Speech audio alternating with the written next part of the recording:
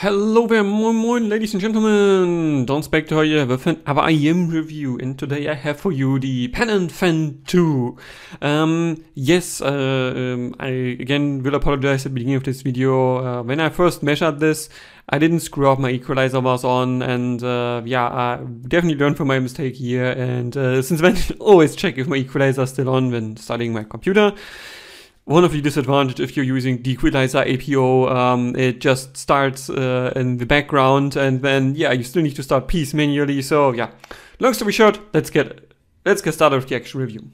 This is the packaging. It's rather cheap. It's a bit flimsy. At least color scheme is unique. There's no indication about what you get or anything. It's just Penons, or similar to the H40 and the D10. And then you get this nice blue metallic case. Unfortunately, the case is a bit floppy. You can see here, not really sturdy. And the zipper, not color matched, also improvement potential here.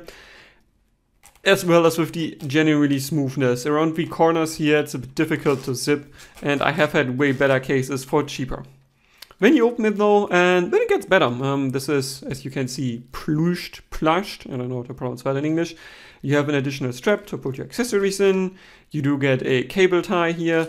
You do get a set of double flange tips and a pair of weird shaped silicone tips. You do get, again, different pair of double flange tips and medium and big size silicone tips here. And a pair of foam and then a clippy thing here. And on the other side here you get the cable around, and here you can put your amps in.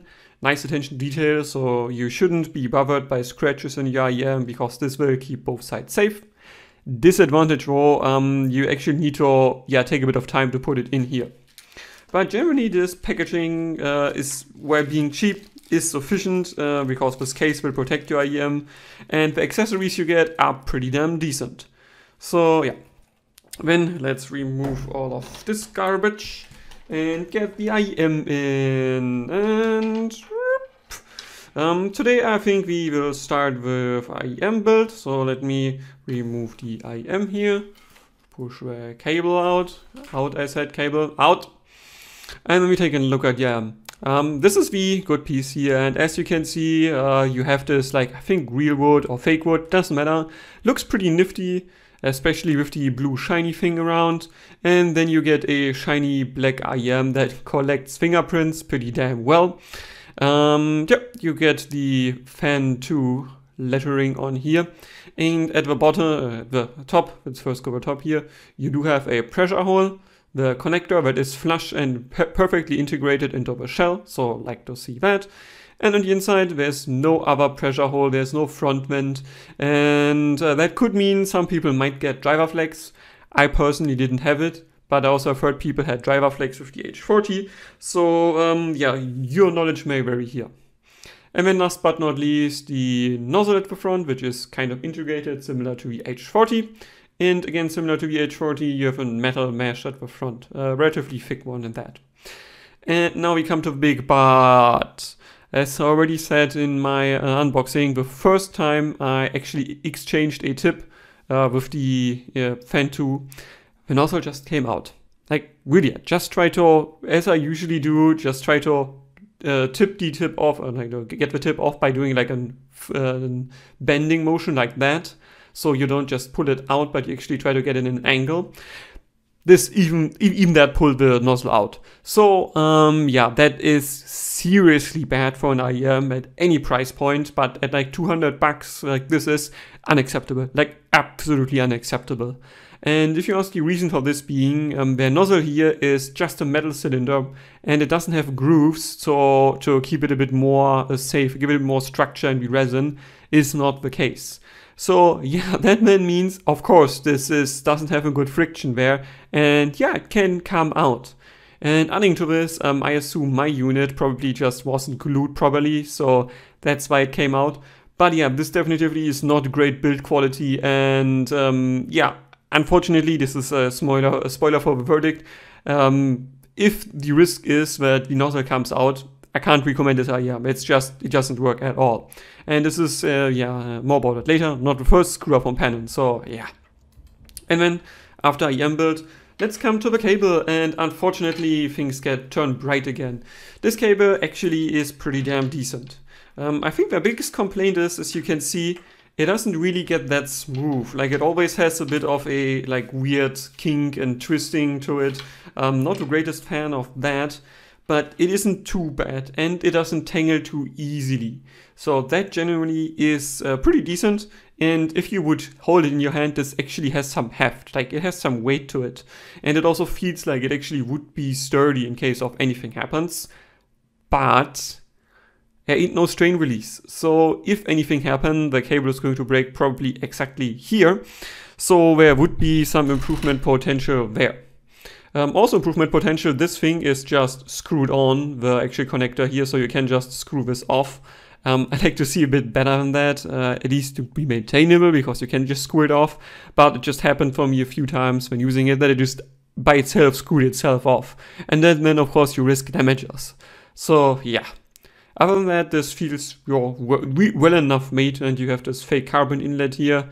Unfortunately, it's a bit slippery, so there's also improvement potential there. And then here the connector, 3.5, standard affair. The cores are just too twisted, relatively thick in that, and yeah, as I said, they're not the smoothest. And then you have the splitter that matches the style here exactly right. So that is also nice to see. And the cables on top, as you can see here, exactly the same thickness. So that's all nice symmetrical and also makes them relatively sturdy feeling. That's neat. And as you can see, also the top part is like has some slight kinks to it still, but generally is straight enough. And the biggest problem with the top part is the chin slider, which really no friction, as you can see. Doesn't hold anything, and it doesn't help then that it actually looks nice and fits the style if it ain't working. Like, you can also just straight not use it. And last issue is, as you can see, this does not have a rubberization, so the cable actually wants to be just ever so slightly bent only, and that means it's a bit floppy behind your ear. Doesn't give you a secure fit, but on the other hand, it doesn't create pressure. So that's good. But as I said, bad, it's just floppy behind your ear, and I'm not a fan of this. And yeah, last but not least, you have a small strain release at the top. Not sure why they included here, but not at the bottom. Can't tell you. Nice thing again is, so this is color matched and style matched, so that's pretty nifty. And yeah, you have also a red and blue indicator for R and L. And that's also at the front part here. So that actually is pretty neat. You can only see if it's left or right. And I like to see this attention to detail. So overall, pretty good cable. Just could be a bit less, a bit more smooth overall. And ear hooks would definitely go a long way here. Next, let's talk about comfort. So let's get the cable out again. And let's get the IEM in. And unfortunately, bad news for the Fan 2 keep coming. This does not fit well at all. This is a semi-custom shell, so that is good. Unfortunately though, the insertion angle is absolutely weird. Usually, or traditionally, let me get, for instance, the quintet in here. Wait, it's the same side actually, so we can't even compare it. Traditionally, you would see it just goes off in an angle like that, like straight or a bit in this direction.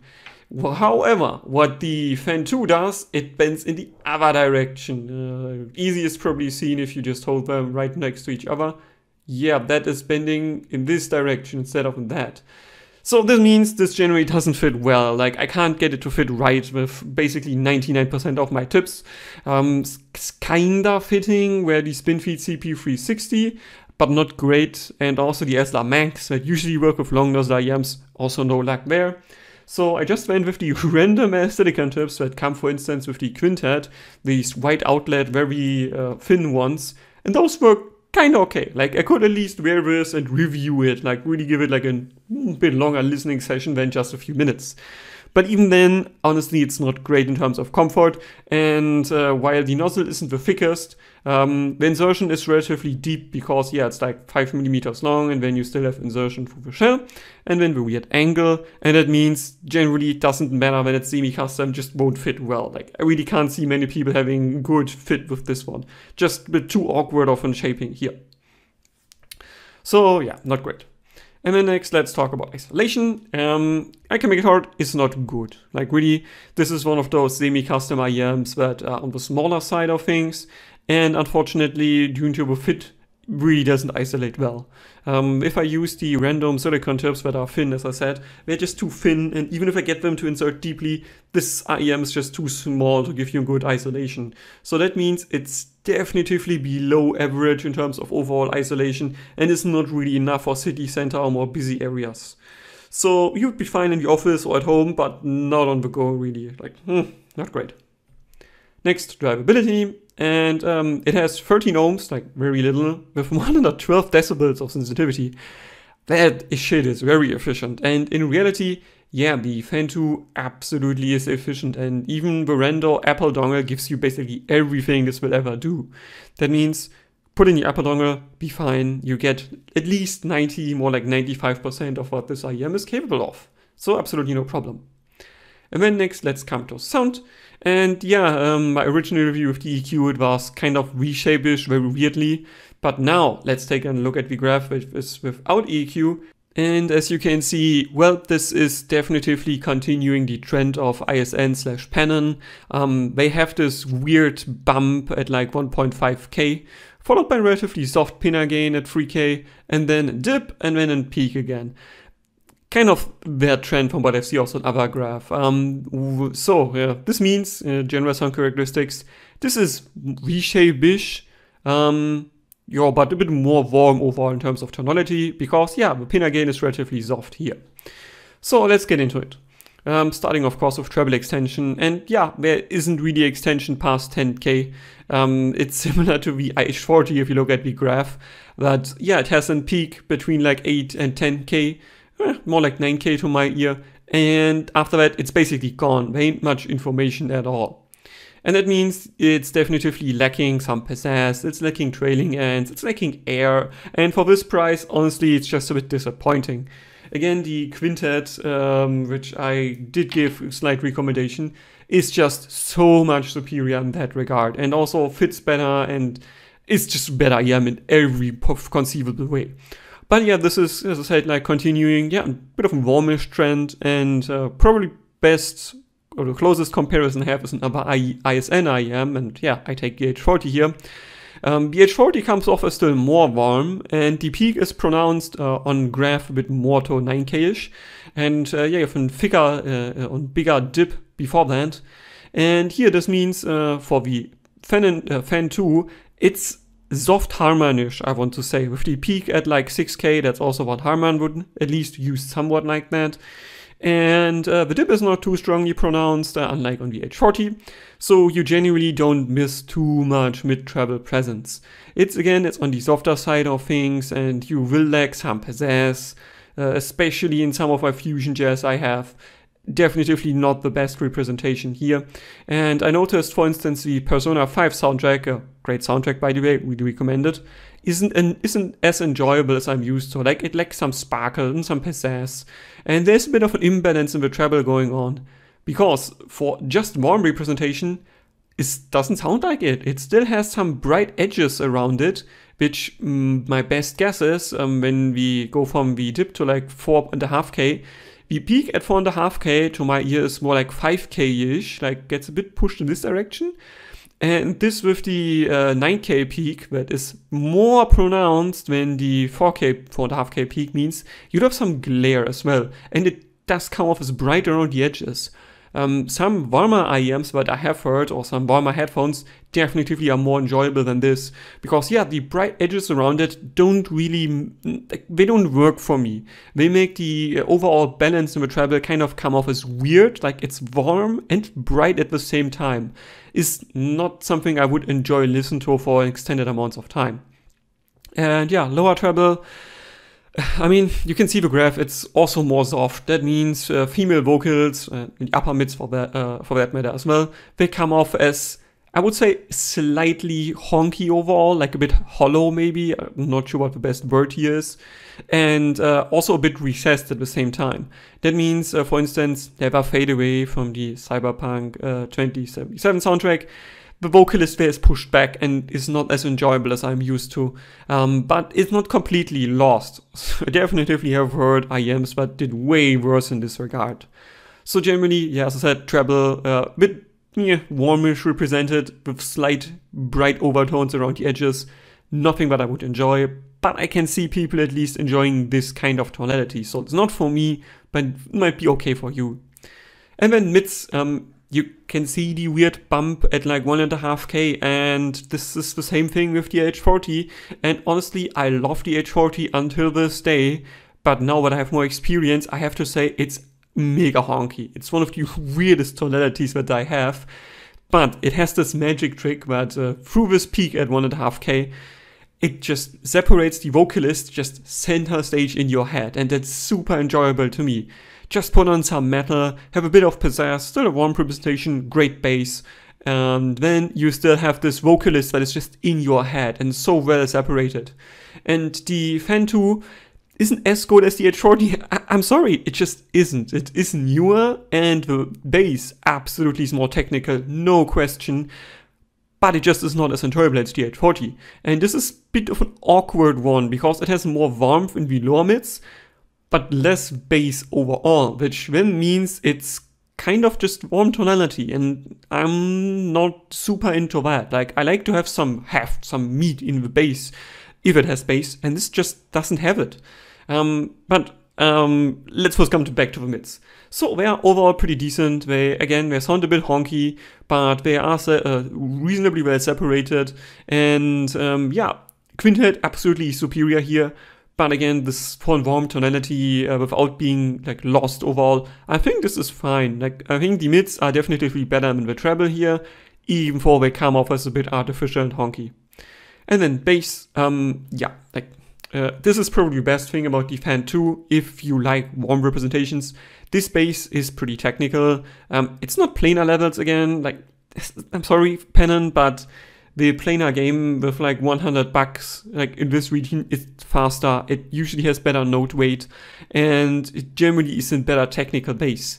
But this one is, I want to say, I don't want to say this is like the over years that are the bio-cellulose. Those definitely still sound superior, especially in terms of over and timbre.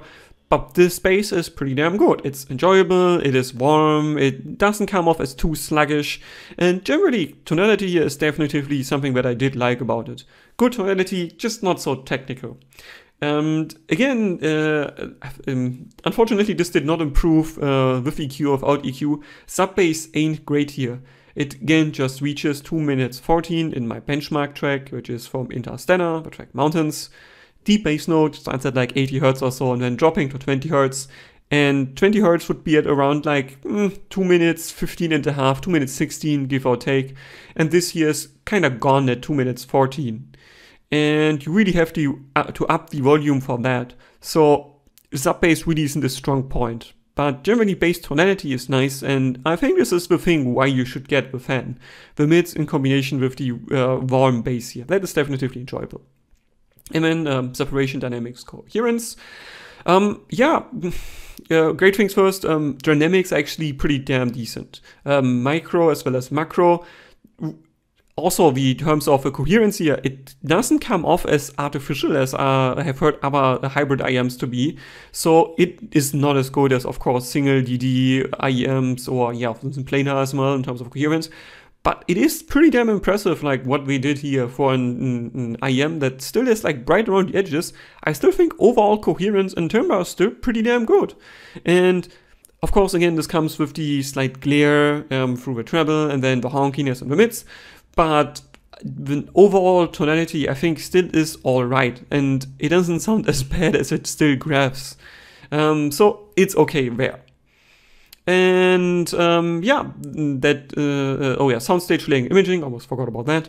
Yeah, Soundstage meh, is kind of meh, isn't good, is mostly between your ears. There isn't really much lateral like some nuances around it, and only in really well mixed tracks you get occasionally 5 layers, but it's most of the time exactly 3 layers, and that's it. Then the imaging, it's unfortunately is not good. It's mostly in the center of your ears. Like there isn't much happening in terms of like locational positioning. And even worse, it has this weird quirk in terms of imaging if there's some brighter sound. And this would be my ear hole here, right? Yeah, wait, let's see from the side. So like this, it would always sound like that the treble sounds coming from a bit up and yeah, outside. It's kind of awkward, and gaming with this is really not as easy as I first thought. It took me some time to get used to it, and then it's possible, but really the directionality is not great. And this you notice in music and in gaming, and I think this is probably the weakest part of the Fan 2. It's soundstage layering and imaging. That is really not good, and I have heard like $50 IEMs that are way better than the Fan 2. And that brings me to the verdict. Yeah, maybe if Penon shows mercy and they improve their quality control and they don't fuck up with the order that you ordered, then you might be getting the thing that you actually want, which is a warm IEM with a good bass tonality, slightly honky mids, and a bit warmish treble that is a bit sparkly around the edges, but not in a good way. That is what you get if you get the right thing. Unfortunately, though, as I said, the nozzle just came out, and an IEM at this price point where this happens is kind of dead already. This should never happen. Like at $20 IEM or so, I would be okay. Like, sorry, for $20, like, do I matter? Just buy a new one. But for $200, yeah, not so much. So this means I will not recommend the Fan 2. I will also recommend to just be very careful with if you order something from Penon. They have some really interesting IEMs in their offering that would be absolutely curious to try. But as it is today, like I have 3 orders from them, and 3 times I was a fuck up. First, the H40. I actually got the D10 even for ordered H40. I had to write them, and then they were like, oh yeah, you're okay. Do you want to buy the IEM again? Because yeah, whoops. And so I had to pay additionally to get the H40. It was the other way around, like technically, so I paid for the D10, kept it, and then got the H40. But I would have to pay shipping back, which would be like $40, so doesn't fucking matter, because if I pay 100 for the D10 or 40 for shipping, what will I do? Like, obvious. And then there was the Eagle with the OSV3, and the Eagle was catastrophic in terms of channel balancing, both units, and the OSV3 was literal garbage, like unusable garbage. Nobody will use this. It's literally going straight to the trash can, and they should not have shipped it at all. So that means 2 orders already were fuck up, and then comes in, whoop, the Fan 2, and the 3rd fuck up, the nozzle comes out.